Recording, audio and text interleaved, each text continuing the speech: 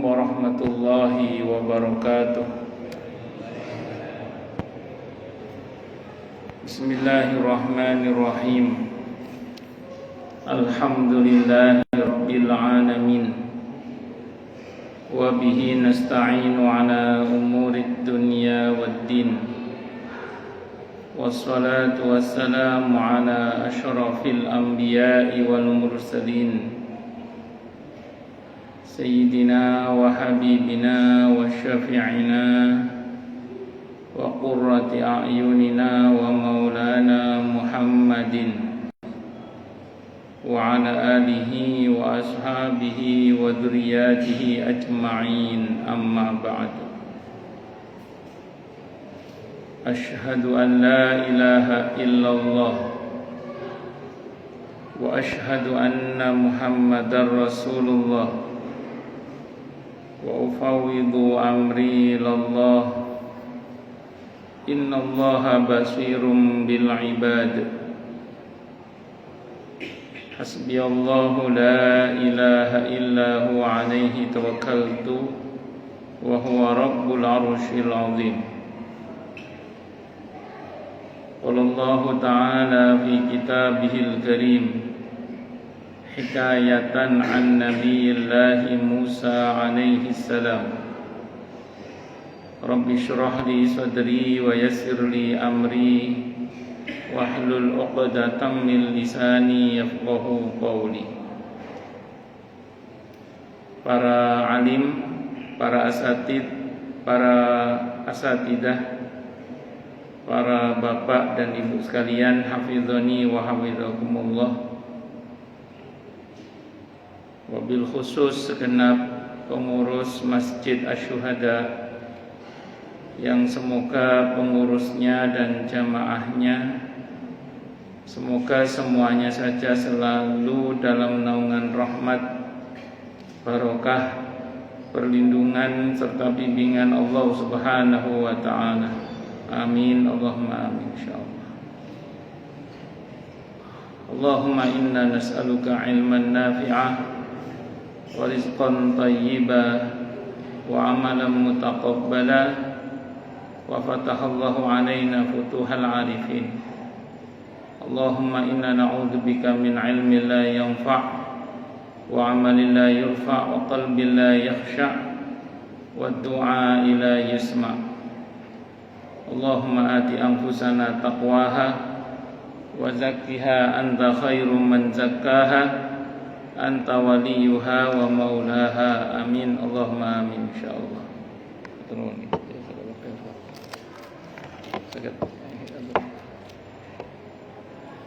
Allahumma innaka afuwun tuhibbul afwa fa'fu anna ya karim. Masih melanjutkan kajian kita tentang matan takrib karya Abi Syuja' rahimahullah rahmatan wasi'ah wa rahimallahu ulama al-muslimin. Qala al-musannif rahimahullahu ta'ala wa nafa'ana bihi wa bi'ulumihi fid dharain, amin. Bismillahirrahmanirrahim.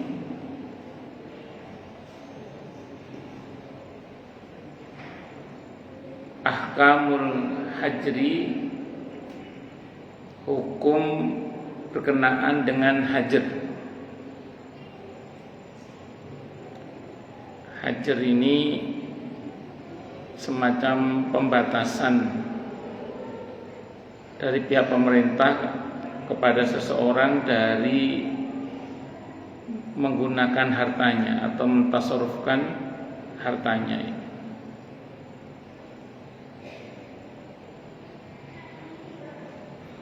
Faslun wal hajru ala sitatin. Jadi pasal tentang larangan membelanjakan uang atau al-hajr.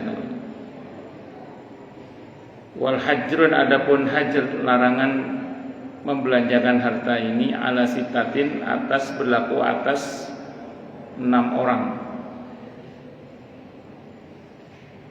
Jadi larangan membelanjakan uang hanyalah dilakukan terhadap 6 orang ini. Jadi 6 orang ini dibatasi dalam membelanjakan harta karena dikhawatirkan merugikan dirinya sendiri dan orang lain. Karena dalam Islam la dharara wa la dirara, kita tidak boleh berbuat sesuatu yang membahayakan diri kita dan orang lain. Siapa saja 6 ini? Yang pertama as-sabi, anak kecil. Anak kecil dilarang membelanjakan hartanya. Kalau dia punya harta, maka hartanya dipegang oleh walinya. Dan anak kecil ini tidak boleh membelanjakan hartanya kecuali atas pengetahuan walinya atau walinya yang membelanjakannya. Karena anak kecil ini rawan nanti membelanjakan hartanya tanpa pengetahuan yang cukup, tanpa sikap dan mental yang dewasa, sehingga dikhawatirkan membahayakan dirinya dan juga dikhawatirkan membahayakan orang lain. Lah itu gimana Ustaz? Kadang anak-anak kita suruh beli ke toko itu, beli gula, beli beras katanya. Bagaimana kalau yang skalanya kecil-kecil? Ya kalau untuk sesuatu yang sifatnya maklum dan kecil seperti itu tidak apa-apa. Tapi kalau dalam skala besar tidak boleh. Anak kecil itu dilepas di mall, andai kan diberi hak untuk belanja 10 juta 1 jam habis. Dibelikan mainan, dilepas di pasar gembrong, udah habis semua. Nanti begitu dibeli, belum tentu dimakan semua kalau itu makanan. Kalau mainan belum tentu dipakai semua, karena anak kecil tadi itu. Yang kedua wal majnuni, majnun, orang gila. Orang gila kalau dia punya harta, maka hartanya dipegang oleh walinya. Dan yang membelanjakan keperluan si orang gila ini walinya. Orang gilanya tidak boleh. Tapi ada orang gila itu suruh baca tulis dia nggak bisa, tapi kalau duit kenal banget ya. Ada yang begitu itu. Kalau suruh baca tulis nggak bisa, tapi kalau duit kenal, ngerti dia duit itu. Tapi secara prinsip tidak boleh, karena orang gila ini kan dia tidak punya kesadaran atas dirinya maupun orang lain, sehingga karenanya kemudian dia dilarang membelanjakan hartanya, maka walinya yang membelanjakan itu.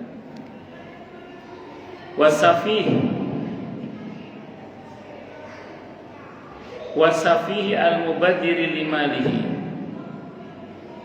Yang ketiga orang bodoh atau idiot yang senang membuang-buang harta.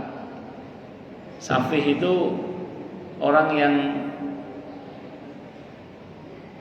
on gitu lah. Jadi ada bodohnya banget lah gitu.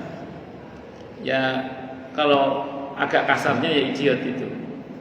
Walaupun lebih tepatnya sih nggak selalu idiot, tapi memang dia mengalami masalah pada IQ gitu. Jadi kan kadar IQ itu bertingkat, ada berapa gitu. Ini yang sudah masuk parah itu namanya safih namanya.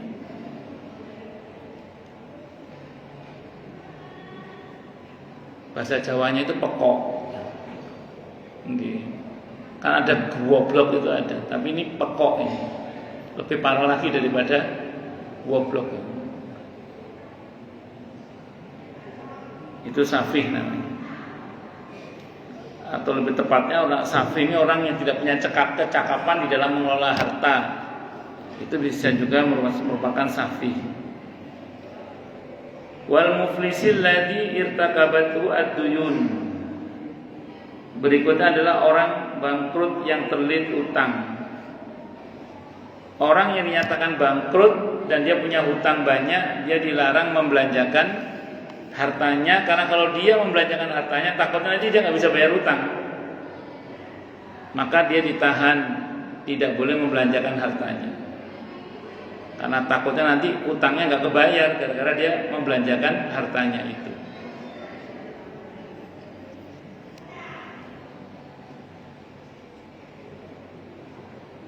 Terus kemudian wal maridi fi ma zada ala sulus, dan orang yang sakitnya dikhawatirkan mati jika lebih dari sepertiga harta warisan. Jadi orang sakit yang ada potensi mati itu dilarang mendistribusikan hartanya lebih dari sepertiga total harta. Itu tidak boleh. Karena kalau orang ini sampai mati, kemudian duitnya dikeluarin semuanya untuk fisabilillah misalnya gitu, sehingga berdampak kepada ahli waris nggak dapat bagian apa-apa, ini nanti kasihan ahli warisnya. Makanya terus kemudian orang yang sakit yang ada potensi mati itu, kalaupun dia boleh mendistribusikan hartanya, itu tidak boleh lebih dari sepertiga total harta. Nah, jadi dikhawatirkan, karena bagaimanapun juga meninggalkan keluarga dalam keadaan cukup itu lebih baik daripada meninggalkan mereka dalam keadaan kekurangan.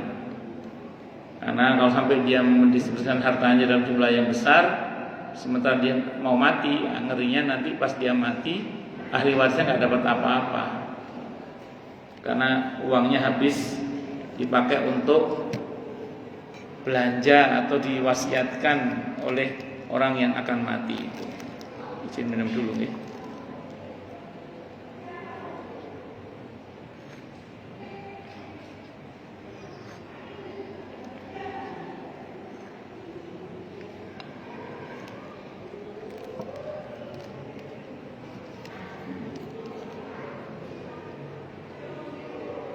Terus kemudian berikutnya wal abdil ladzi lam yu'dzan lahu fit tijarah. Yang keenam adalah hamba saya budak yang tidak diizinkan tuannya untuk berdagang. Karena budak ini bukan orang merdeka. Kalau ada apa-apa yang bertanggung jawab tuannya. Ya, kalau dia sampai berdagang tanpa izin tuannya, kalau terjadi apa-apa nanti tuannya yang kepotokan. Karena dia ini bukan orang merdeka.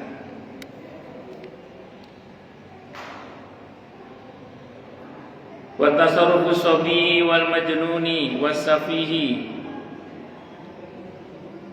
ghairu sahihin, dan adapun pengelolaan harta oleh anak kecil, orang gila dan orang idiot ini tidak sah. Makanya kalau misalnya anak kita atau cucu kita pulang-pulang bawa mainan bagus, kita tanya, ini mainan siapa dek? Mama nggak pernah beliin, bapak nggak pernah beliin. Punya teman sekelasku mas, dijual sama aku mas. Harganya berapa? Murah, 2.000 rupiah. Padahal itu mainan yang harganya bisa aja. Itu kita sebagai orang tua jangan, oh ya udah sah jual beli, nggak bisa gitu. Ini yang saling berjual beli anak kecil. Jadi pemindahan haknya bisa nggak sah. Maka kita hubungi orang tuanya, Bu, ini mohon maaf, tadi anak saya ini pulang bawa mainan anak ibu, rupanya ini katanya sudah jual beli, tapi kok cuma 2.000 harganya ini. Bisa kembalikan Bu ya, gitu. Dikembalikan. Karena dianggap tidak sah jual belinya itu. Apalagi orang gila, apalagi orang yang idiot tadi itu. Wa tasarruful muflisi yasihu fi dhimmatihi duna ayani malihi. Pengelolaan harta yang dilakukan oleh orang yang bangkrut, yang terlilit utang dalam hal-hal yang berada dalam dhimmahnya atau tanggungannya, dan bukan ainul mal, hukumnya sah. Jadi sebatas pada untuk keperluan dirinya, kalau bahasa kita itu sah. Beli sabun, beli makan, sebatas untuk yang itu sah. Tapi kalau mau beli mobil, beli motor tidak boleh. Kenapa? Karena itu sudah di luar kebutuhan yang pokok untuk dirinya.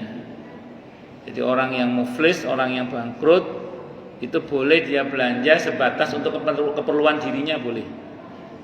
Ya tadi seperti keperluan mandi, makan, berobat, sebatas itu boleh. Tapi kalau untuk beli motor, untuk beli mobil, untuk beli rumah yang notabene nggak berhubungan langsung dengan yang bersangkutan terkait kebutuhan sehari-harinya, itu tidak boleh. Kenapa? Karena tadi orang bangkrut, apalagi yang dia punya hutang, kalau dibuat belanja yang aneh-aneh, ngerinya nanti nggak kebayar hutangnya. Makanya oleh negara dibatasi, dia tidak boleh belanja. Saya tidak tahu ya dulu prakteknya ini bagaimana ya, dulu prakteknya itu ya. Karena kan kalau sekarang kan bisa dilakukan cekal. Kalau dulu saya nggak tahu gimana bentuknya itu. Jadi orang ini ditandai sebagai orang yang tidak boleh melakukan tindakan hubungan muamalah kecuali sebatas untuk keperluan pribadinya saja.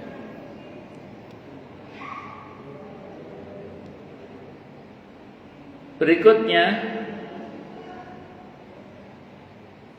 wa tasarruful maridhi fi ma zada ala thulus mauqufun ala ijazatil warasati min ba'dihi. Pengelolaan harta oleh orang sakit jika melebihi sepertiga dari hartanya bergantung kepada izin ahli warisnya. Orang sakit mau mati, pesan kepada anak-anaknya, tolong nanti sebagian harta bapak buat nyumbang musola atau masjid. Berapa? Ternyata yang diwakafkan rencananya separuh dari hartanya. Berarti lebih dari sepertiga, iya. Kalau lebih dari sepertiga tidak boleh dieksekusi kecuali atas seizin ahli warisnya. Itu seperti itu. Kalau ahli warisnya menyetujui tidak apa-apa. Tapi kalau ahli warisnya nggak setuju tidak boleh. Kalau ada satu ahli waris yang nggak setuju nggak bisa juga. Ya harus semuanya setuju.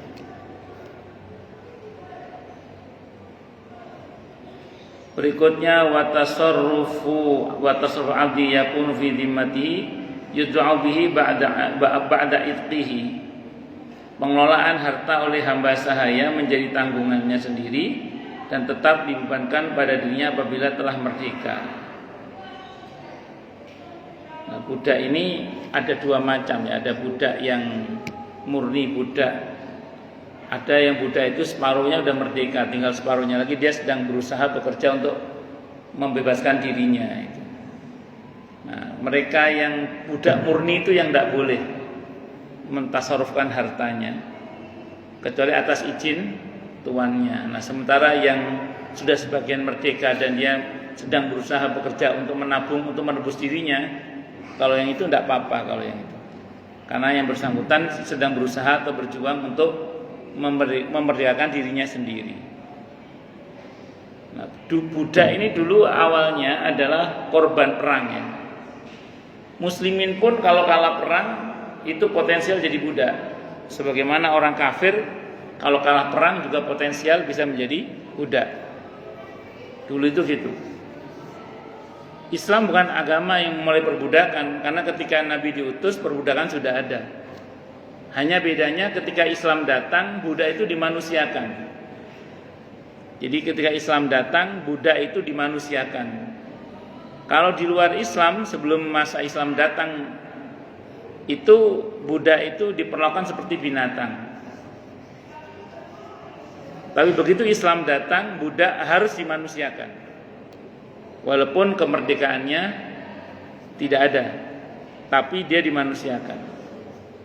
Jenengan kalau pernah nonton film di hari Ahad siang zuhur itu, dulu zaman TVRI yang masih hitam putih itu, atau masih TVRI masih saat TVRI aja belum ada TV-TV yang lain, itu ada film Nona Misi dan Tuan Baron itu. Masih lututnya apa enggak itu? Iya, itu budak-budak itu taruh di kandang itu. Taruh di kandang, di rantai gitu. Dikasih seragam pakaian tertentu. Kalau dalam Islam tidak boleh itu, kecuali budak yang berbahaya. Kalau dalam Islam budak itu sudah dimanusiakan. Itu seperti itu. Itu di Eropa itu gambaran di Eropa bagaimana budak-budak itu diperlakukan sebagai seperti binatang. Kalau dalam Islam tidak boleh, dia harus dimanusiakan. Pengertian al-hajru secara bahasa berarti al-man'u, berarti mencegah atau menghalangi. Al-hajru secara istilah syar'i berarti ma'u tasarrufi fil mali, mencegah penggunaan dalam hal harta. Dengan kata lain, orang ini tidak bisa leluasa menggunakan hartanya dikarenakan khawatir merugikan dirinya atau orang lain. Itu. Tentang perihal hajar disebutkan dalam ayat di surah Al-Baqarah ayat 282 itu. 282. Al-Baqarah ayat 282. Pada bagian fa in kana alladhi 'alaihi al-haqqu safihan aw dha'ifan aw la yastati'u ay yumilla huwa falyumlil waliyuhu bil 'adl. Nah itu. Pada bagian ayat itu. Karena ayatnya cukup panjang itu, Al-Baqarah ayat 280 itu cukup panjang ayatnya. Di pada bagian ayat yang itu, fa in kana alladhi 'alaihi al-haqqu safihan aw dha'ifan aw la yastati'u ay yumilla huwa falyumlil waliyuhu bil 'adl itu. Jika yang berhutang itu orang yang lemah akalnya atau lemah keadaannya atau dia sendiri tidak mampu mengimlakkan, maka hendaklah walinya mengimlakkan dengan jujur.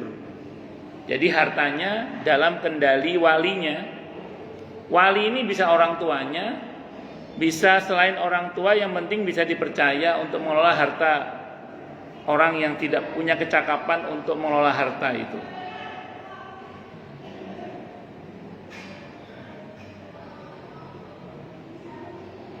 Orang-orang yang dilarang mengelola harta, pertama anak kecil. Yang dimaksud adalah yang belum baligh, ya harus dihajar hingga baligh.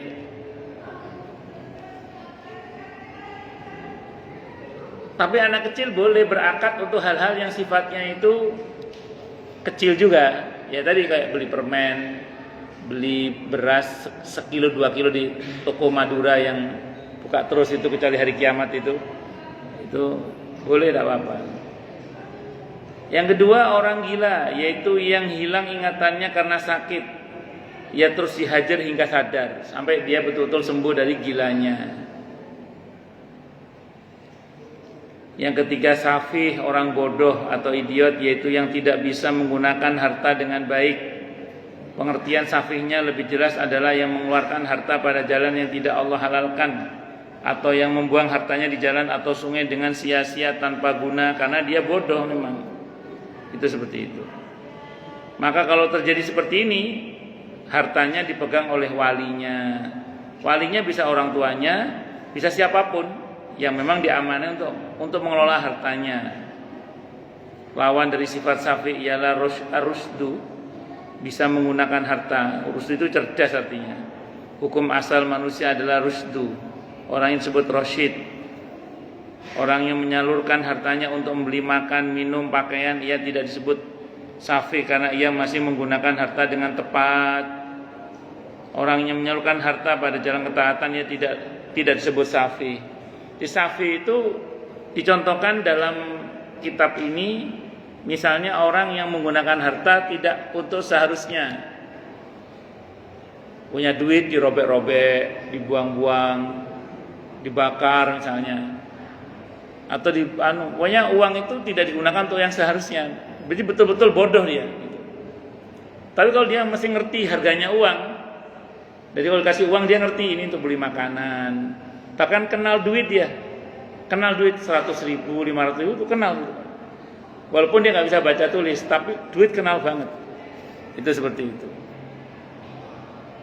Bahkan ada orang itu kalau dikasih duit itu dia nggak ada orang itu dia nggak tahu uang 100.000, 50.000, 10.000 itu dia nggak mau. Cuma kalau dikasih uang hijau dia nggak mau, maunya yang merah. Saya maunya yang merah aja.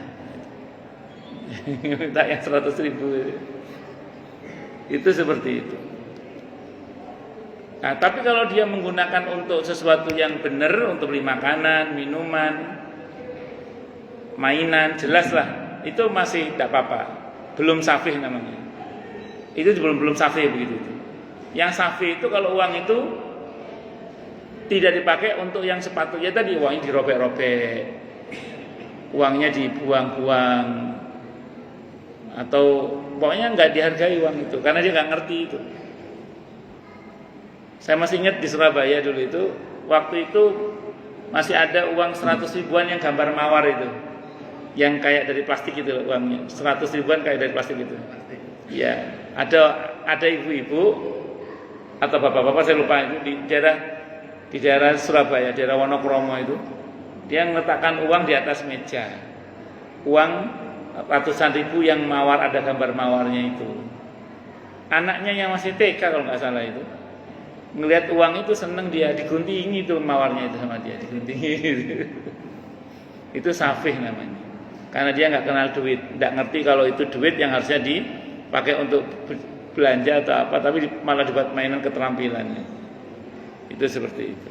Itu baru namanya safi. Jadi ukuran safi itu kalau dia nggak ngerti nilai dari uang. Tapi kalau dia bisa menggunakan uang itu ngerti, itu bukan safi. Berarti masih dia sah akadnya, jual belinya sah. Tapi kalau ada kekhawatiran dalam skala yang besar tentu jangan. Nanti walinya yang mengambil tindakan, walinya nanti. Walinya itu bisa orang lain, bisa kakaknya, bisa adiknya, bisa siapa saja.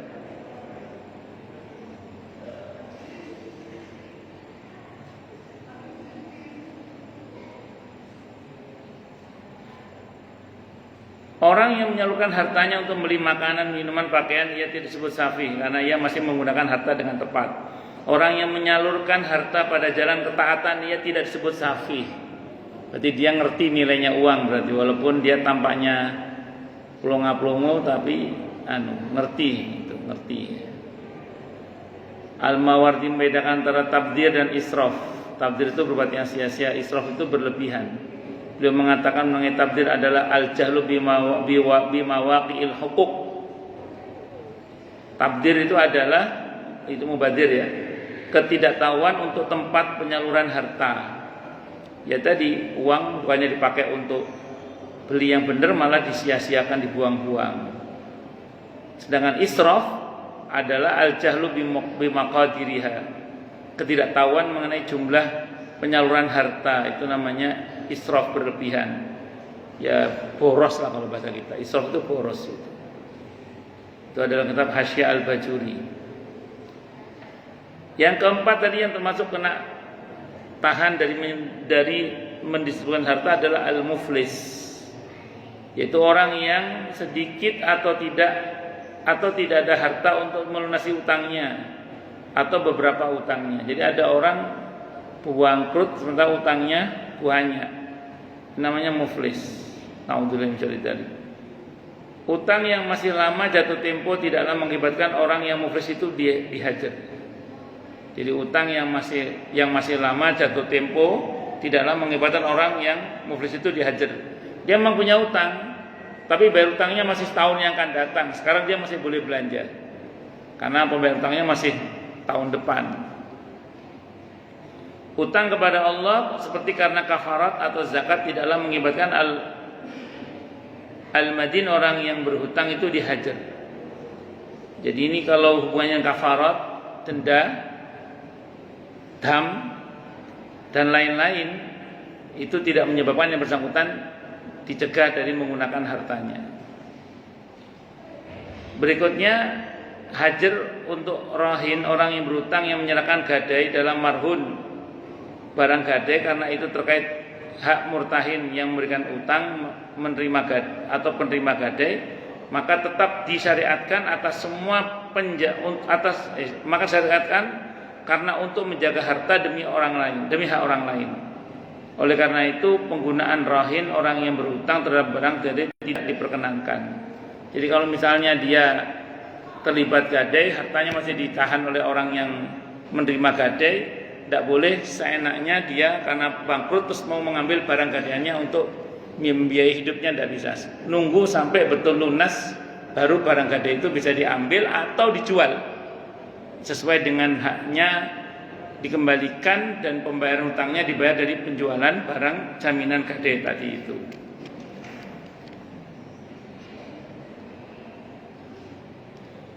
Berikutnya orang yang sakit yang dikhawatirkan akan meninggal dunia yang mengeluarkan lebih dari 1/3 karena 2/3 masih hak ahli waris.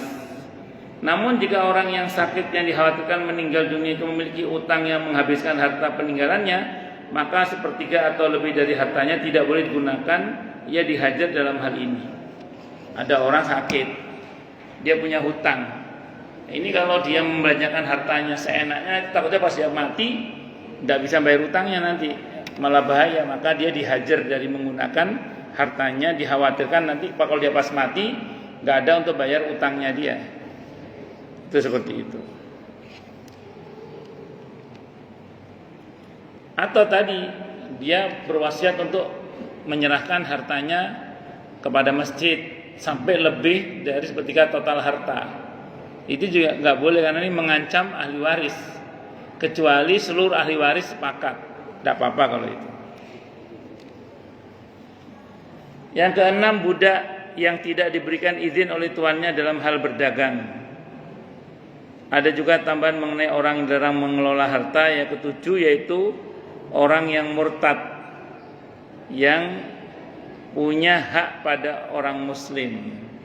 Jadi orang yang murtad, yang dia ada tanggungan atau hak terhadap orang Islam, dia tidak boleh mendistribusikan hartanya dengan semena-mena.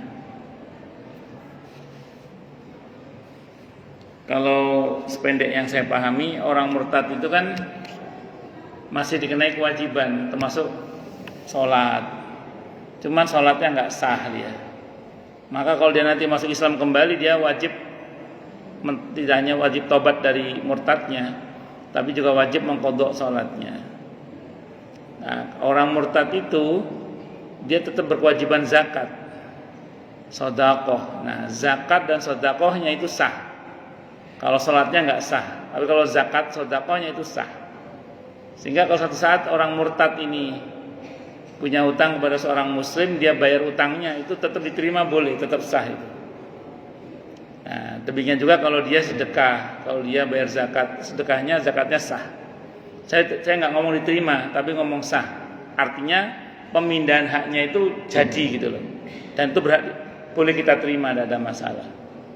Makanya kalau misalnya ada orang murtadin, orang murtad tiba-tiba datang ke masjid mau nyumbang masjid, secara hukum sumbangannya boleh diterima, tidak apa-apa. Secara hukum boleh diterima, sumbangannya boleh diterima, dan itu sah, pemindahan haknya sah, terlepas dari agenda apa yang saya. Itu seperti itu. Tapi kalau yang bersangkutan di saat murtadnya itu dikhawatirkan nanti akan menggunakan hartanya untuk justru memerangi Islam dan kaum muslimin, maka dia bisa dikenai pembatasan penggunaan harta tadi itu. Yang kedelapan, rohin, orang yang menyerahkan gadai atau orang berhutang karena adanya hak dari murtahin, orang yang menerima gadai yang memberikan hutang, maka dia ditahan dari menggunakan harta dijadikan sebagai jaminan sampai utangnya betul-betul lunas. Kalau tidak bisa, ya berarti nanti dijual barangnya itu. Hajar ini terbagi dua. Yang pertama ada hajar karena maslahat mahjur alaih. Jadi orang yang dihajar itu anak kecil maupun orang gila dan safih. Jadi dia dihajar, dibatasi dalam menggunakan hartanya untuk menyelamatkan dirinya. Kalau anak kecil dikasih uang nanti kan takutnya ditipu, diplokoto, dipelonco, macam-macam. Yang kedua ada hajar karena maslahat al-ghair, orang lain, yaitu hajar pada muflis, orang yang bangkrut untuk maslahat orang yang memberikan utang. Hajar pada orang yang sakit yang dikhawatirkan akan meninggal dunia untuk maslahat ahli waris. Jadi ada orang yang dibatasi itu supaya nanti kalau dia mati utangnya ada yang dipakai untuk bayar. Ada orang dibatasi dalam menggunakan harta karena nanti biar ahli waris mendapatkan bagian warisannya, tidak habis gitu aja uangnya itu.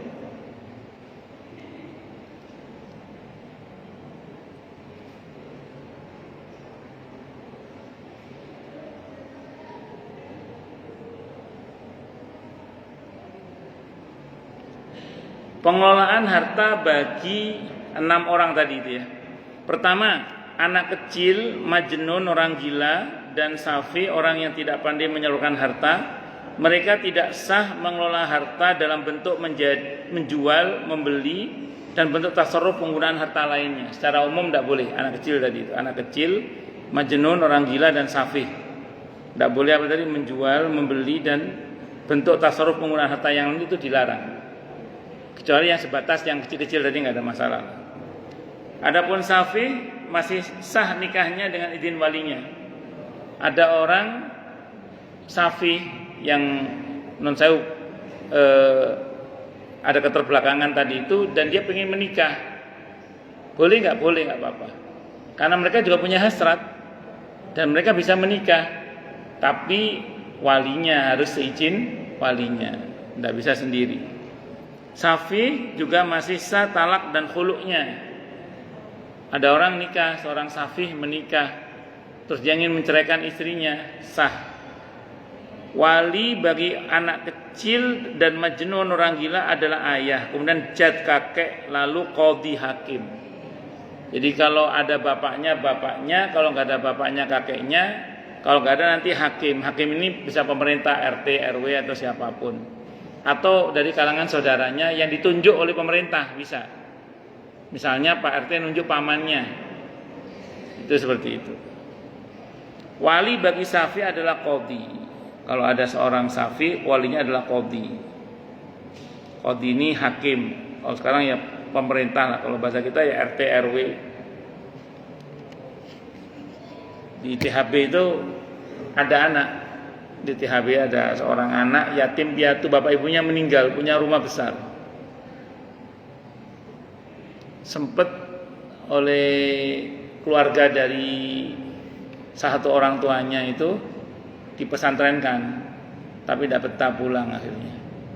Sebenarnya ada saudara dari jalur, kan ada bapak ibu ya, ada jalur dari ibunya itu perhatian, tapi dicurigai oleh saudara dari jalur bapak mau ngambil hartanya katanya. Akhirnya sekarang anak yatim ini kayak terlunta-lunta. Lingkungan kayaknya kurang peduli juga kayaknya lingkungannya itu. Nah itu mestinya itu siapa RT RW harus segera mengambil tindakan itu, karena kasihan ini anak ini ya, kalau tidak diarahkan seperti itu. Jadi bapak ibunya meninggal, ketika saudara dari jalur ibu mulai peduli, dicurigai mau ngambil hartanya karena hartanya banyak, nggak kuat omongan barangkali mundur. Akhirnya yang ini malah nggak peduli juga. Masyarakat sempat peduli tapi sempat di pesantrenkan itu, tapi tidak betah. Akhirnya ya sekarang katanya ya masih begitu-begitu aja, udah lontang-lantung, nggak jelas, kasihan sebenarnya. Itu harusnya RT RW turun itu. Kan masih ada keluarga dari bapak ibunya kan, dikumpulin aja. Udah nggak usah saling curiga. Kalaupun dia kan tidak apa-apa, ini juga anak kecil, untuk supaya hartanya itu dikelola oleh walinya. Itulah fitnahnya harta itu ya. Kadang saudara mau pengertian dicurigai mau menguasai, padahal itu tulus ingin kasih perhatian ke keponakannya. Dan kalaupun misalnya iya sekalipun, kalau itu dalam rangka untuk kebaikan si anak ini kan tidak ada masalah. Misalnya saudaranya turun tangan mengelola hartanya untuk kebaikan si anak ini. Itu di THP, di Kemang 2 juga sama, ada gitu juga. Jadi bapak ibu anak satu gitu. Anak zaman sekarang kan beda sama anak zaman dulu kan ya. Anak zaman dulu kan mandiri kalau zaman dulu. Ini sudah SMA ini. Begitu bapak ibunya meninggal, kalau yang di Kemang 2 saya kurang tahu itu saudaranya bagaimana itu. Ya gitu sudah, kayak nggak karu-karuan gitu sih. Makanya kalau dia dalam aturan syariat, kalau ada anak yang mengalami kondisi seperti itu, mestinya RT RW atau lurah atau camat itu turun tangan, cari saudaranya, tunjuk langsung, bapak kami tugasi untuk ngurus anak ini misalnya, atau yang mentok-mentok dibawa ke dinas sosial, mentok-mentok. Jadi biar mereka nggak terlantar kayak gitu. Dan itu beberapa kasus jamak terjadi. Makanya kita patut mengajari anak-anak kita untuk belajar mandiri, dewasa itu, supaya kalau hal-hal serupa itu terjadi itu ya anak-anak itu ya betul-betul bisa survival. Itu seperti bisa survive untuk menjalani hidup itu. Ya kita latih tidak untuk itu, tapi melatih itu perlu gitu maksudnya gitu. Ya semoga Allah memberi kita semua panjang umur yang mubarakah fiha wal afiyah, amin Allahumma amin. Karena sewaktu-waktu hal serupa itu bisa terjadi. Dan itu pada keluarga kaya-kaya semua. Yang di Kemang itu orang kaya juga. Yang di HP itu orang kaya juga, rumahnya besar. Itu seperti itu. Ya, dan itu terjadi.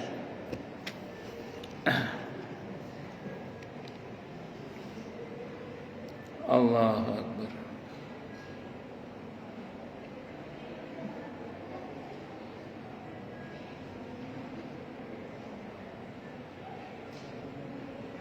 Kedua, tasarruf muflis. Orang yang bangkrut masih boleh yang masih dalam jaminan atau dimanya seperti jual beli makanan dengan akad salam, menjual sesuatu yang diterangkan sifatnya mausuf dalam satu tanggungan jaminan atau dimah, atau membeli sesuatu masih dalam dimahnya. Kalau bahasa kesederhananya, dia masih boleh jual beli untuk sebatas memenuhi kebutuhannya saja.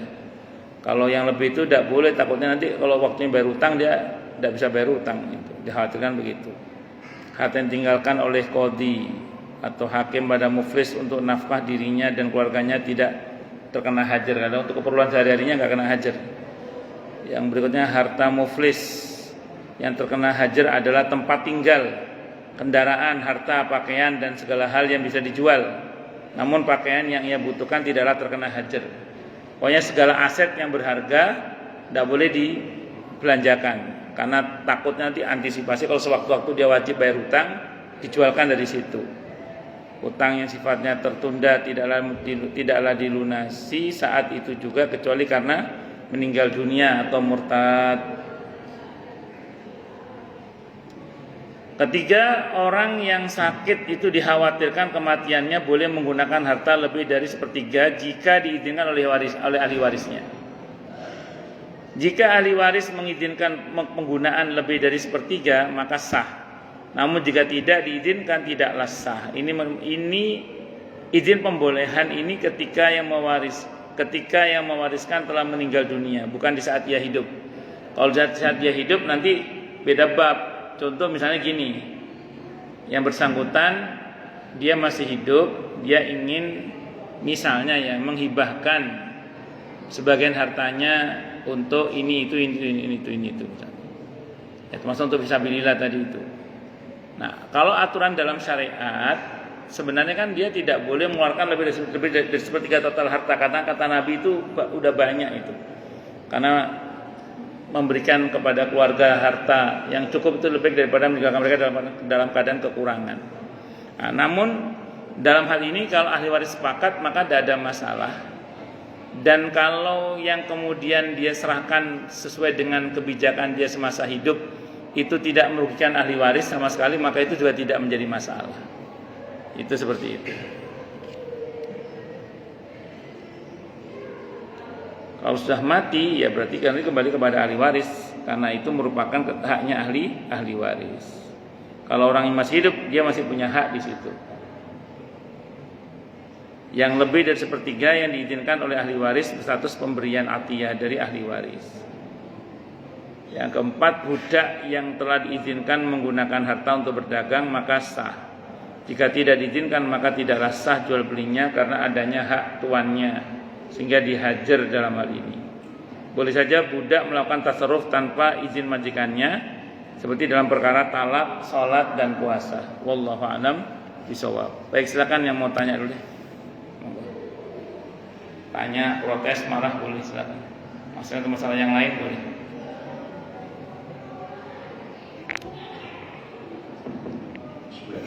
Assalamualaikum warahmatullahi wabarakatuh. Waalaikumsalam warahmatullahi wabarakatuh. Ustaz, ini pertanyaan tadi ada terkait dengan masalah pengelolaan keuangan. Saya ingin menanyakan terkait dengan cara seorang suami memberikan uang belanja pada istri dalam kehidupan sehari-hari ini. Saya mengamati ada yang suami itu menyerahkan uang dari penghasilannya, misalnya karyawan itu seluruhnya, ada yang memberikan per periode waktu misalkan seminggu sesuai kebutuhan. Nah, jadi secara syar'i itu sebenarnya seperti apa yang diatur dalam pemberian uang belanja pada Terima kasih. Oke. Assalamualaikum warahmatullahi wabarakatuh. Di dalam hadis-hadis tentang nafkah, di pembahasan hadis-hadis tentang nafkah, ayat-ayat tentang nafkah, itu selalu yang ditekankan adalah ma'ruf. Jadi suami itu dalam menafkahi istri itu ukurannya ma'ruf. Ma'ruf itu apa? Ma'ruf itu adalah kebaikan yang terkait dengan ruang dan waktu. Jadi masing-masing keluarga bisa berbeda-beda sesuai dengan ma'rufnya. Contoh gini, ini contoh. Saya dulu punya jamaah. Ketika dia hendak menikahi istrinya itu, dia ngomong ke istrinya, nanti mau nafkah bulanan atau modal usaha. Si istri ngomong, saya minta modal usaha saja, dengan janji nggak minta bulanan. Akhirnya di awal mereka dikasihlah modal sekian, pokoknya gede lah gitu. Nah itu ketika suatu saat usaha suami kolaps, itu biidznillah usaha istri menolong itu.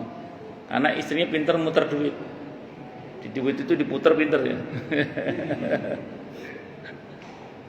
Nah, itu saya nggak tahu betul apa tidak ya. Saya dapat kabar katanya itu tahta sajar, sekolah tahta sajar itu nafkah itu. Nafkah itu. Jadi bermula dari nafkah, dikelola jadi sekolah sampai sebesar itu. Itu nafkah itu. Jadi dia minta nafkahnya itu modal. Nah, itu kesepakatan aja, tidak apa-apa kalau mau begitu, silakan aja. Ya, ada yang minta jatah bulanan, ada yang macam-macam lah. Saya punya jamaah lagi itu gajian sepenuhnya ditransfer ke istrinya. Saya nanya, lah bapak apa terus? Saya ceperannya aja Ustaz. Lebih banyak mana ceperan sama gajinya? Banyakan ceperannya Ustaz. Oh ya wis. Ya itu terserah kesepakatan. Jadi itu namanya ma'ruf. Jadi ma'ruf itu kebaikan yang terkait dengan ruang dan waktu. Masing-masing keluarga bisa berbeda-beda. Itu dulu Pak ya, satu dulu. Jadi nggak bisa dipastikan Pak. Jadi masing-masing sangat dinamis, Itu satu dulu. Yang kedua, ada rumus dalam Al-Quran itu di surah At-Tolaq ayat 7 itu. At-Tolaq ayat 7. Itu ada ayat arahannya sederhana. Liyunfiq du sa'atin min sa'atih. Hendaklah seorang suami itu memberikan nafkah kepada istrinya itu sesuai dengan kelapangannya. Jadi kalau lagi lapang kasih yang banyak lah istri itu. Kalau lagi lapang. Tapi kalau sempit kata ayatnya wa man qudira alaihi rizquhu falyunfiq mimma atahullah la yukallifullahu illa ma ataha. Kalau suami lagi sempit rizkinya, suami tetap diperintah untuk menafkahi istri tapi sebatas pada kemampuannya. Maksudnya apa? Kalau suami lagi sempit, istri dilarang menuntut suami di luar kemampuannya. Jadi suami sebelum pensiun dan suami setelah pensiun itu beda, gitu loh. Bisa dipahami ya? Nah, jadi istri dilarang menuntut suami di luar kemampuannya. Nah, tapi tetap diperintah oleh Al-Quran suami berusaha menafkahi. Dalam kondisi sulit pun seorang suami diperintah oleh Al-Quran untuk menafkahi. Tapi semampunya tadi. Yang ngomong aja sama istrinya. Sayang, mohon maaf ya, aku pensiun, ndak segagah dulu uangku. Tapi kamu tetap saya nafkahi, sak paring-paring wis. Tapi menarik dalam ayat itu, ada janji Allah di situ. Kalau suami berusaha menafkahi terus, walaupun semampunya ya, kata Allah, sayaj'alullahu ba'da usrin yusra. Pasti itu, Allah akan jadikan setelah kesulitan itu kemudahan. Pasti itu, mau janji Allah kok itu. Asal kita mau sabar. Makanya nun sewu nggih, sebagai seorang suami jangan mudah mengatakan aku wis gak nafkahi maning ya. Nah, itu jangan gitu. Ismah iki ya sak paring-paring sak ono-ono mohon diterima wis ya. Yang penting aku berusaha untuk menafkahi. Nanti akan ada masa insyaallah dibuat kita ini mampu tadi itu. Nah, tapi harus ada pengertian tadi. Kalau suami uangnya udah nggak gagah, maka istri dilarang menuntut suami di luar kemampuannya. Sehingga pernah ada cerita itu, cerita ini sebelum musimnya ojek online. Saat itu saya di Bintara, ada orang nanya ke saya, itu Ustaz, istri saya itu loh, saya ngojek itu pulang kadang bawa 100, bawa 200, itu tidak pernah berterima kasih Ustaz, dicibir terus, cuman segitu. Saya pulang bawa 50, bawa 100, 150, 200, dicela Ustaz. Tidak ada syukur-syukurnya istri saya itu, dia bilang. Suatu saat saya pulang bawa 5 juta Ustaz. Seneng dia Ustaz. Wah, banyak Mas bawa uang 5 juta. Iya, tapi besok aku nggak ngojek lagi besok. Kenapa? Motornya saya jual. Rupanya 5 juta itu motornya dijual. Istrinya itu kan pegel gitu. Cerita itu diceritakan ke saya, pegel. Aku capek ini, pijitin aku. Sama suami itu dipijitin bibirnya. Bibirnya dipijitin sama suaminya. Kata istrinya, yang pegel tuh pundakku kok bibirku kamu pijitin. Iya. Lehermu pegel itu gara-gara mulutmu ngomong terus itu loh. Jadi ya itu rumus yang kedua. Pertama ma'ruf. Yang kedua, kalau lagi lapang berikan sesuai dengan kelapangan. Kalau lagi sempit tetap berusaha menafkahi istri walaupun semampunya, dan istri dilarang menuntut suami di luar kemampuannya. Nah, kalau di fikih itu sebenarnya ya, kalau kita udah ngasih makan cukup, tempat tinggal cukup, misalnya pakaian cukup, ya itu sudah menafkahi sebenarnya. Adapun kita melebihkan dengan mobil, melebihkan itu sudah merupakan lebih dari ma'ruf lah istilahnya gitu. Itu seperti itu. Wallahu a'lam bishawab. Saya tambahkan sedikit dari teman ya. Iya, Pak. Jadi dalam prinsip itu harus ada unsur kesepakatannya gitu. Maksudnya? Artinya tadi dengan pemberian gaji sebelumnya atau per waktu periode mingguan atau modal, itu kan harus ada unsur kesepakatannya. Karena ini teman ini tetap, jadi si suami ini mempunyai kelebihan dalam rezeki, tapi istri itu kayak dianggap kayak pembantu, diberikan cukup untuk makan seminggu, nanti tambah lagi seperti itu. Nah, ini apa menyalahi kaidah itu atau enggak? Menyalahi ayat tadi. Wong dia lapang kok duitnya, kok ngasih istri sedikit, berarti dia menyalahi ayat itu tadi. Menyalahi prinsip ma'ruf, menyalahi prinsip ayat yang ada di surah At-Tolak ayat 7 itu. Nah, ini kasus nyata juga ya. Jadi ada seorang bapak-bapak itu nanya ke saya berkaitan dengan putrinya yang oleh suaminya diperlakukan seperti itu, mirip seperti itu. Pertanyaan ini kira-kira 15 tahun yang lalu lah, pertanyaan ini ke saya itu sekitar 15 tahun yang lalu. Itu nanya ke saya gini. Jadi menantu beliau yang nanya ke saya itu sekitar 15-an tahun yang lalu. Itu gajinya itu sudah 50 juta. 50 juta, istrinya dikasih per hari 50 ribu. Gaji 50 juta suaminya itu, istrinya dikasih per hari 50 ribu. Tinggalnya di Kemang Pratama. Kemang Pratama 50 ribu sehari cukup apa kurang? Kurang. Harapan Indah aja kurang deh. Akhirnya si istri ini ngomong ke suaminya, Mas kurang. Kan kurang. Kata suaminya apa? Kamu kan punya bapak, minta sama bapak kamu sana. Wah, batinku aku tak tapuk lambe ini be sandal. Nauzubillah min syarri dzalik. Jadi ada orang model gitu itu. Jadi oh iya Bu, bukan ini ada orang Kemang lagi ngikuti. bukan ibu, ada orang lain. Ini pas ada orang Kemang ikut online. Jadi bukan ibu, ada Kemang satunya Bu, Kemang satunya. Bayangkan gaji suami 50 juta. Jadi saya ulang, gaji suami 50 juta, istri per hari dikasih 50 ribu. Kurang, minta. Kata apa? Kamu kan punya ayah, minta sama ayah kamu sana. Ayahnya itu jamaah saya. Itu seperti itu. Ya Allah. Dan itu terjadi. Ini menyalahi prinsip ma'ruf. Yang kedua menyalahi prinsip kepatutan di surah At-Talaq ayat 7 tadi itu. Nah, untuk jenis seperti ini bisa dikategorikan zalim itu. Itu satu dulu. Nah, tapi juga ada kasus yang lain juga.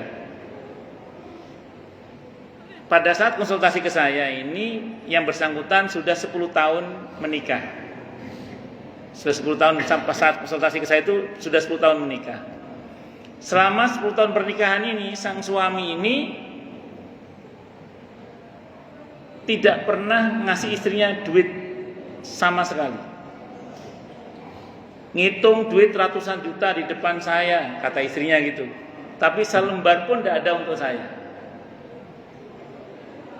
Tapi kulkas penuh. Kebutuhan istri dipenuhi semua. Istri pengen apa, suami yang belanja. Jadi istri nggak pernah kasih duit, nggak diizinkan belanja, tapi semua yang istri mau suami beliin pokoknya. Kulkas penuh, dapur penuh, apa pakaian penuh, pokoknya untuk kebutuhan istri dipenuhi semua, tapi nggak pernah dikasih izin untuk belanja.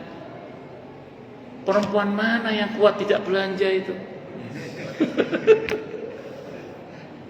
Nggak kuat rupanya ibu ini. 10 tahun tuh, saat itu konsultasi saya mau gugat cerai suaminya karena nggak tahan. Allah. Yang saya tahu wanita yang kuat tidak belanja itu yang tidak ada denyut nadinya, itu baru itu.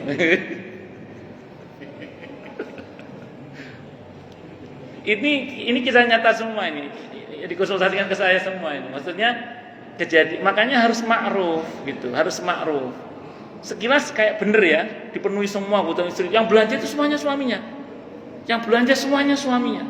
Kulkas penuh, istrinya pengen apa dibelikan. Apa, wah, bagus sekali suaminya itu. Cuman selembar uang pun tidak pernah dia pegang selama 10 tahun pernikahannya itu. Gak kuat, Pak.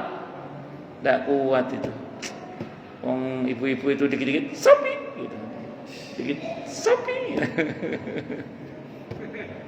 Ya begitulah kira-kira. Nggih, wallahu a'lam bishawab. Monggo yang lain silakan kalau ada. Nggih, monggo.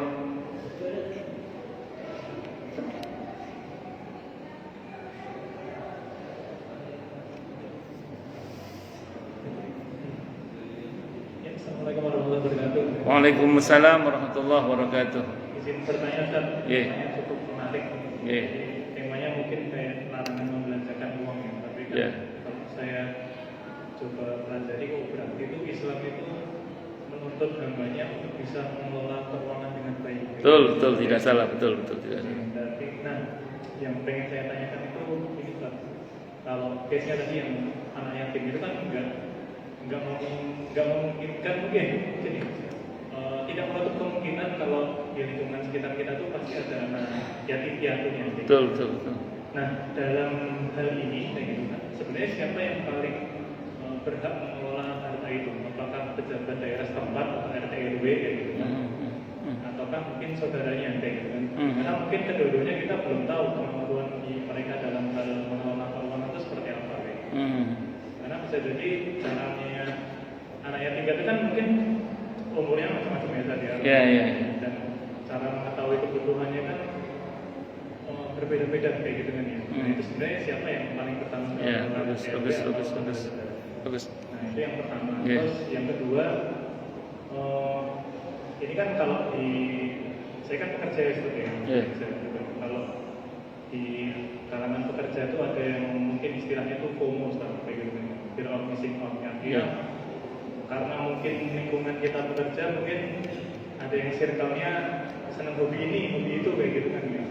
Atau mungkin trik ke situ kayak gitu, sehingga mungkin saya mendapati ada beberapa teman yang hidup mungkin bahkan sampai dari satu paylater ke paylater lainnya kayak gitu. Nah itu apakah itu termasuk golongan orang-orang yang di nomor 4 tadi itu Ustaz, yang apa namanya, orang yang kayak gitu kan ya? Karena artinya dia sudah dewasa, sudah akil balik, tapi ternyata mungkin dalam hal pengelolaan keuangannya itu masih kesulitan. Padahal dia sudah punya pendapatan sendiri. Nah itu seperti apa Ustaz? Terima kasih. Assalamualaikum warahmatullahi wabarakatuh. Assalamualaikum warahmatullahi wabarakatuh. Yang pertama, hierarkinya itu dalam kondisi yang normal saja ya. Kondisinya, jadi kalau bapaknya meninggal dunia, kalau masih ada kakek dari jalur bapak, itu yang paling bertanggung jawab. Hierarkinya itu ke situ, urutannya itu ke situ. Kalau kakeknya nggak ada, maka paman dari jalur bapak, paman dari jalur bapak, itu yang paling bertanggung jawab. Nah, negara berhak untuk mengingatkan mereka, negara itu. Ini keponakan kamu harus diurus, nah, harus ada perintah begitu. Dalam konteks sekitaan ya nanti mentok-mentok, kalau Pak RT nggak ngangkat ya nanti minta tolong yang lebih atas lagi, sampai mungkin ke dinas-dinas terkait untuk menekan keluarga supaya peduli pada si anak ini itu. Nah, kalau berkaitan dengan misalnya maaf ada beberapa keluarga yang dirasa tidak punya kecakapan untuk mengelola harta si anak yatim ini nanti masuk dalam bab hadonah, pengasuhan, di mana terkait dengan pengasuhan ini nanti kalau dari keluarga tidak sanggup, akhirnya negara yang turun tangan nanti. Yang mentok dinas sosial itu barangkali. Itu. Kayak di Bandung itu ada dinas sosial itu kerjasama dengan Muhammadiyah misalnya gitu. Atau ada beberapa pesantren yang juga digandeng oleh dinas sosial untuk mengasuh anak-anak yang begini, termasuk orang-orang gila juga itu. Jadi ya kerjasama gitu. Ujungnya larinya ke sana. Cuman kalau hierarkinya itu kakek dulu, terus dari saudara-saudara kandungnya si ayah, itu larinya ke sana nanti itu. Nah, nanti mesti memang negara yang ikut turun tangan berkaitan dengan memerintahkan mereka untuk peduli. Kalau memang dirasa tidak ada yang cukup cakap, maka yang mengelola adalah nanti negara, yang membantu adalah negara nanti itu. Nah, nanti di sini kita akan ketemu bab tentang lakit ya. Cuma kalau lakit ini kan anak temuan, anak terlantar temuan, tidak diketahui latar belakang keluarganya.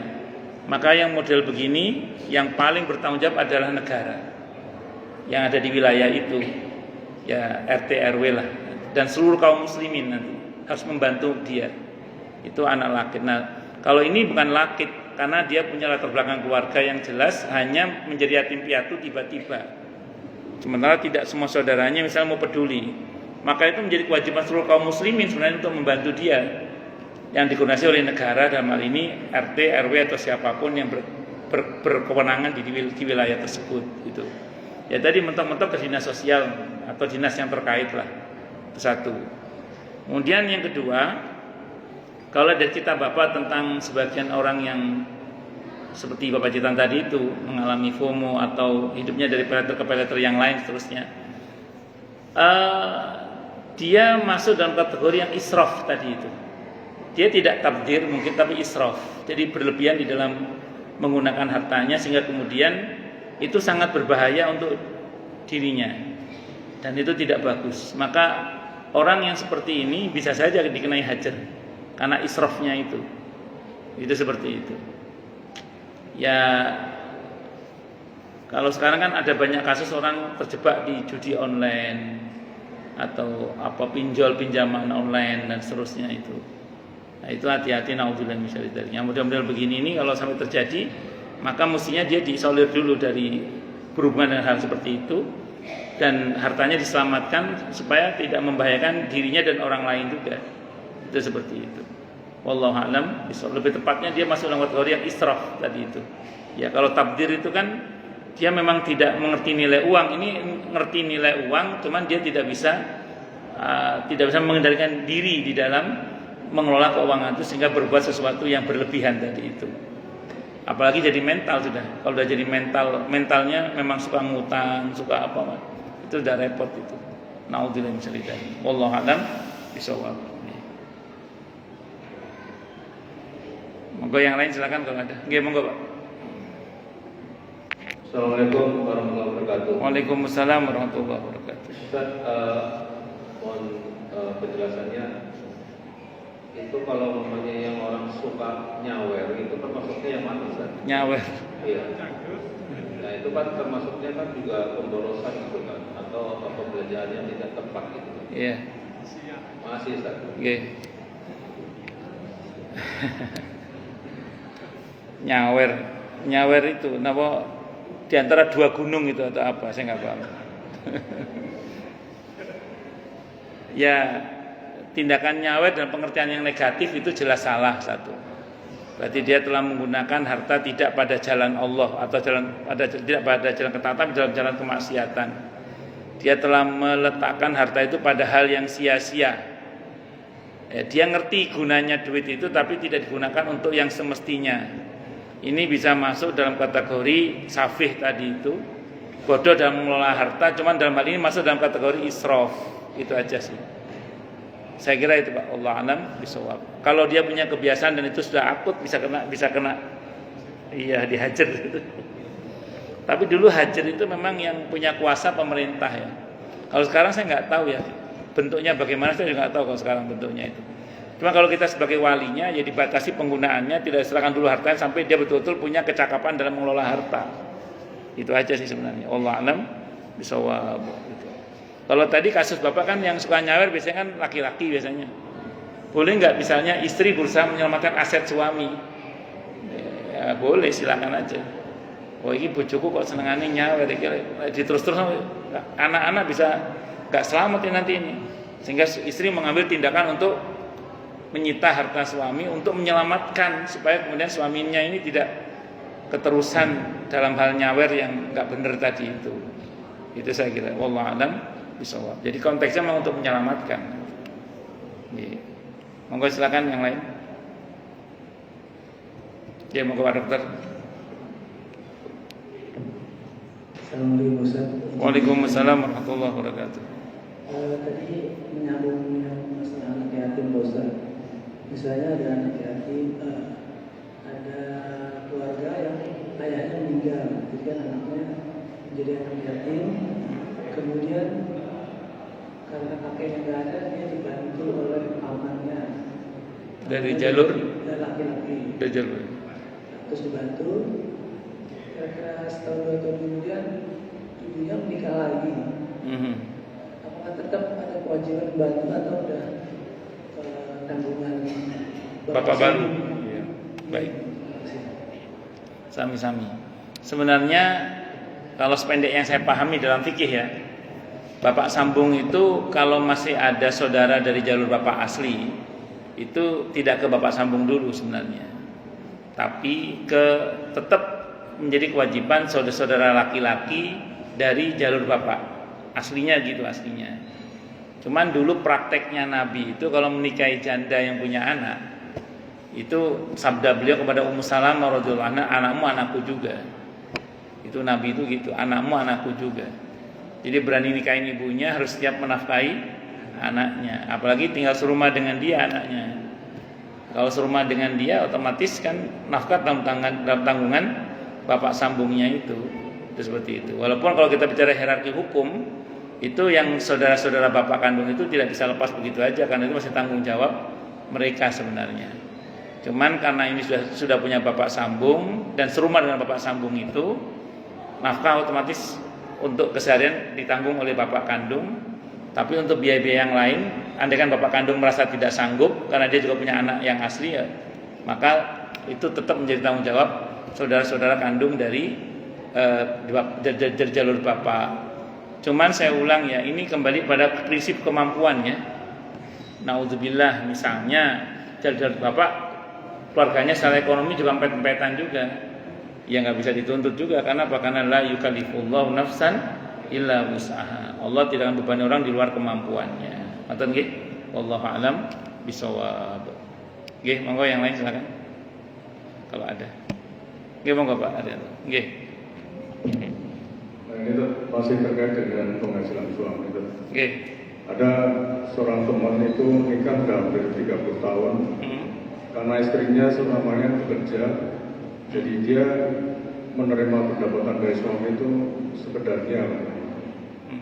Dan si istri ini tidak pernah tahu gaji suaminya berapa selama ini. Nah, setelah pensiun baru tahu gaji pensiunan itu seperti itu. Tapi waktu zaman masih dinas tidak pernah tahu.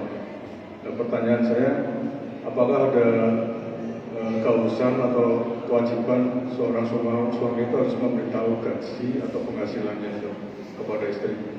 Terima kasih. Secara prinsip tidak wajib.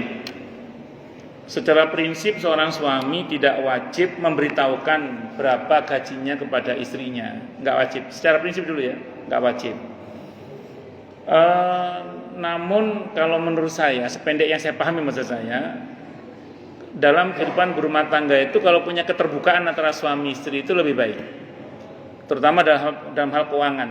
Tapi saya tidak mengatakan harus, karena kalau dibilang harus berarti suami berdosa dong kalau nggak cerita sama istri. Padahal itu tidak wajib lah itu. Apalagi beberapa tipe suami yang kemudian semua uang istri yang kendalikan misalnya, sehingga suami itu hanya dikasih uang saku aja, duit lanang gitu. Sehingga ada cerita kan, ada seorang suami yang kemudian pas istrinya mau nyuci kaos kaki suaminya, ada duit di kaos kaki itu. Kata istrinya, duit apa ini mas? Kok ada uang di kaos kaki? Kata suaminya, uang sial mah. Sial gimana? Sial ketahuan kamu. Biasanya suami-suami yang begitu di wajahnya tampak gurat-gurat penderitaannya. Biasanya. Nggak, tapi gini maksud saya. Jadi tidak ada kewajiban. Tidak ada kewajiban bagi suami untuk menceritakan seluruh penghasilannya atau gajinya, tidak ada kewajiban. Cuman saya ulang ya, sependek yang saya pahami akan lebih baik kalau dalam masalah keuangan, harta atau apapun, suami istri itu terbuka. Apa pentingnya terbuka itu? Kalau sewaktu-waktu diantaranya ada yang meninggal terlebih dahulu, mengerti terkait dengan hak-hak hartanya. Contoh kasus, ini contoh kasus. Saya punya jamaah di Pondok Kopi. Suaminya ini sangat terbuka ke istrinya itu, termasuk dia punya utang sama siapa punya utang sama dia, itu cerita suaminya ke istrinya cerita. Jadi istrinya itu tahu betul tentang suaminya ini terkait dengan lalu lintas keuangan terutama.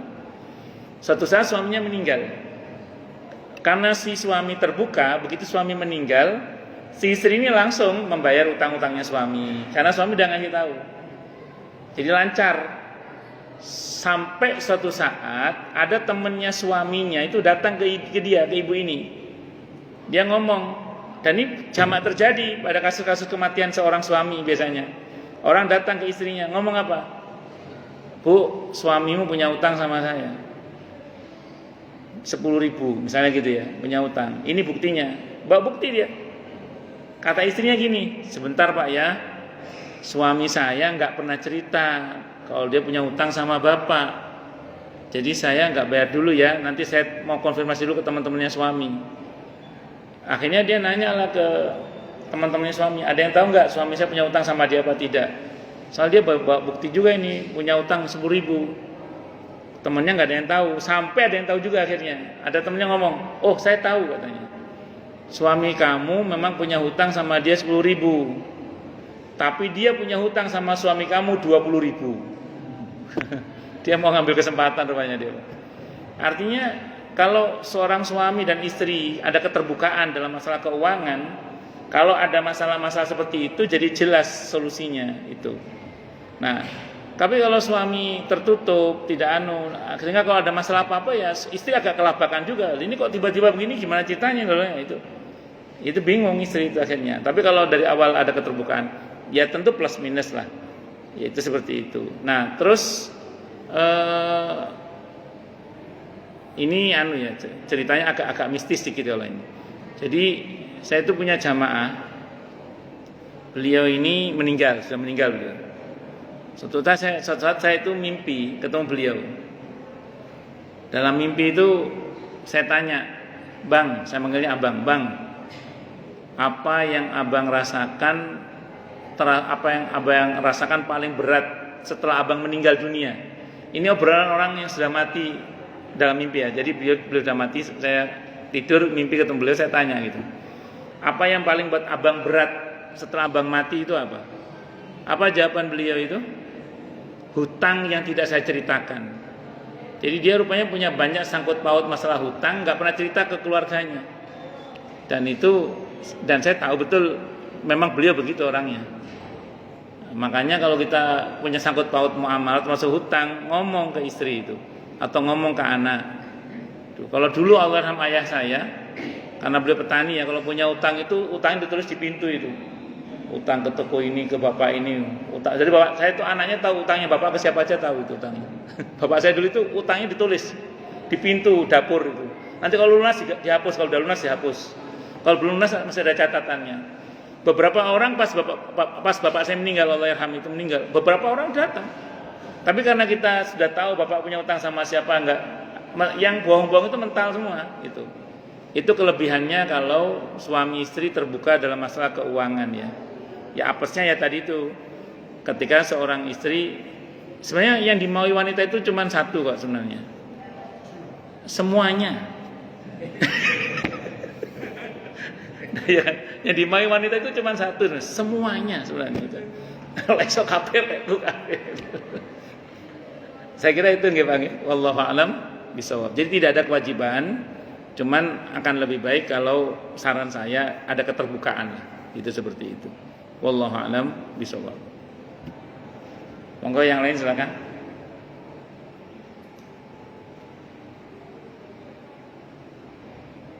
Oh, jelas semua atau tidak jelas semua? Cukup dulu nggih. Kita tutup dengan hamdalah. Alhamdulillahirabbil alamin. Semoga kajian kita bisa bermanfaat, mubarakah fi dini wa dunya wal akhirah untuk kita, keluarga kita dan seluruh umat Islam semuanya.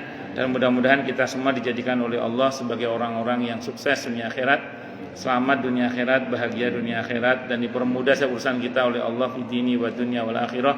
Semoga Allah limpahkan hidayah selalu untuk kita, semoga Allah tingkatkan selalu hidayah untuk kita, dan semoga Allah berikan hidayah untuk siapapun yang melihat kita. Subhanakallahumma bihamdika asyhadu an la ilaha illa anta astaghfiruka wa atubu ilaik. Sallallahu alaihi Muhammad wa ala alihi wasallam. Saya mohon maaf. Wassalamualaikum warahmatullahi wabarakatuh. Waalaikumsalam warahmatullahi wabarakatuh.